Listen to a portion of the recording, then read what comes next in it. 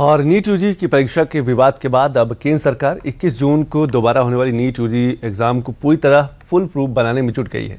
वहीं इस परीक्षा की कमान को अब सेना के हाथ सौंपने की चर्चा भी चल रही है। इस मामले को लेकर आज सुप्रीम कोर्ट में भी सुनवाई हुई है। क्या है पूरा मामला और सुप्रीम कोर्ट में क्या कुछ सुनवाई हुई, इस पर एक रिपोर्ट। जो नीट की परीक्षार्थी हैं, जो दिक्कत आपको हुई है उसके लिए मैं आप सबसे खेद प्रकट कर रहा हूं, आप सबके सामने खेद प्रकट कर रहा हूं। ऐसे दोबारा ना हो, ये हमारी दायित्व है। एक परीक्षा 22 लाख छात्रों का भविष्य जिसकी कमान अब सेना के हाथ में है। लंबे समय से चल रहे नीट में पेपर लीक और कथित धांधली के मामले के बाद अब सरकार ने परीक्षा को सुरक्षित और पारदर्शी बनाने के लिए एक बड़ा कदम उठाया है। दरअसल 21 जून को प्रस्तावित नीट यूजी री एग्जाम के आयोजन में पहली बार भारतीय सशस्त्र बलों की मदद लेने की तैयारी की जा रही है और परीक्षा से जुड़े संवेदनशील लॉजिस्टिक्स और प्रश्न पत्रों की सुरक्षित ढुलाई के लिए सरकार ने सेना और वायुसेना की सेवाएं लेने का गंभीर विचार किया है। गुरुवार को रक्षा मंत्री राजनाथ सिंह के आवास पर हाई लेवल बैठक हुई। बैठक में केंद्रीय शिक्षा मंत्री धर्मेंद्र प्रधान, केंद्रीय मंत्री ज्योतिरादित्य सिंधिया और एनटीए के महानिदेशक अभिषेक सिंह शामिल हुए। शिक्षा मंत्री ने यूपीएससी की तरह नीट पेपर के लिए भी सेना और वायुसेना की मदद मांगी। पिछली परीक्षाओं में डाक विभाग, गृह मंत्रालय की प्रमुख भूमिका थी।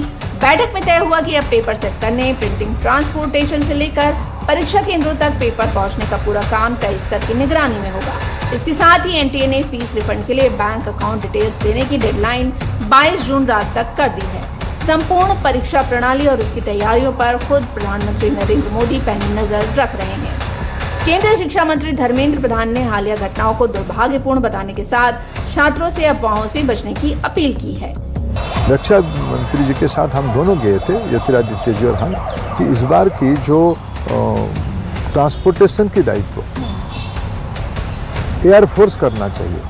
ये होता था नॉर्मल रूट में, कहीं जगह पे नॉर्मल एविएशन पे होता था, एविएशन रूट पे होता था, कई जगह पे बाय ऑन रोड होता था।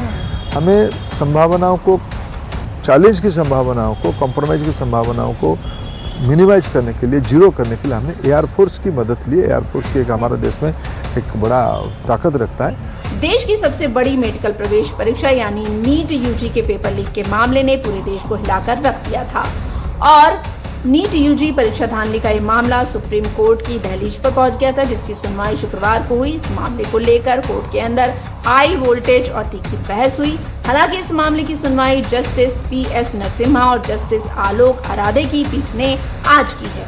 इस सुनवाई के दौरान जजों के कड़े तेवरों से साफ किया कि देश के 22 लाख से अधिक उम्मीदवारों के भविष्य के साथ हुए इस खिलवाड़ को कोर्ट बेहद गंभीरता से ले रहा है।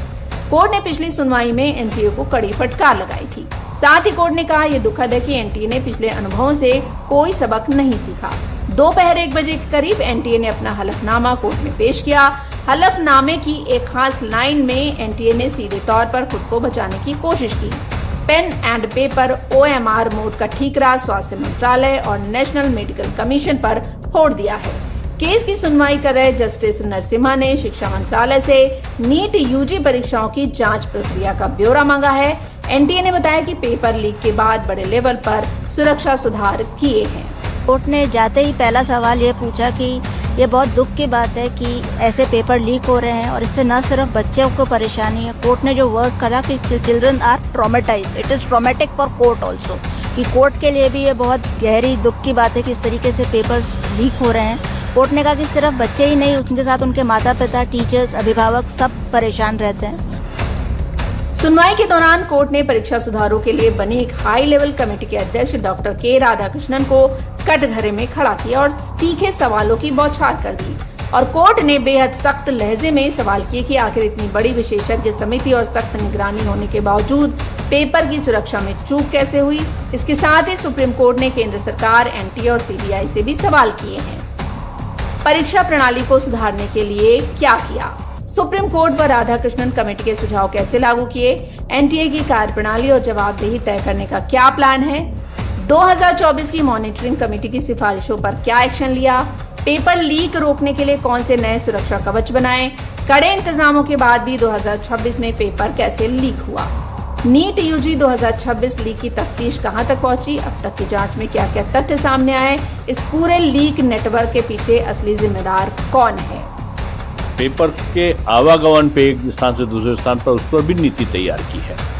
तो मैं समझता हूँ कि एक उत्तरदायित्वपूर्ण ढंग से जो भारत सरकार का शिक्षा विभाग काम कर रहा है और नकल विहीन परीक्षा हो और एक तरीके से जिसको कहते हैं कि त्रुटिपूर्ण पेपर का लीक ना हो और जो मेधावी छात्र हैं उनके साथ किसी प्रकार का अन्याय ना हो, ये पूरा एक संकल्प सा है।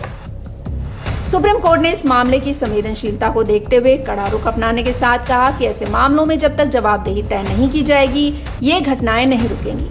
साथ ही कोर्ट ने इस मामले में केंद्र और एनटीए को अपनी कार्य योजना पेश करने के लिए 6 सप्ताह का समय दिया है। ये मामला कितना ज्यादा संवेदनशील है इसका अंदाजा इसी बात से लगाया जा सकता है कि खुद पीएम मोदी ने इस पूरे घटनाक्रम के साथ परीक्षा सुधारों की पल पल की मॉनिटरिंग पर अपनी नजर बना रखी है।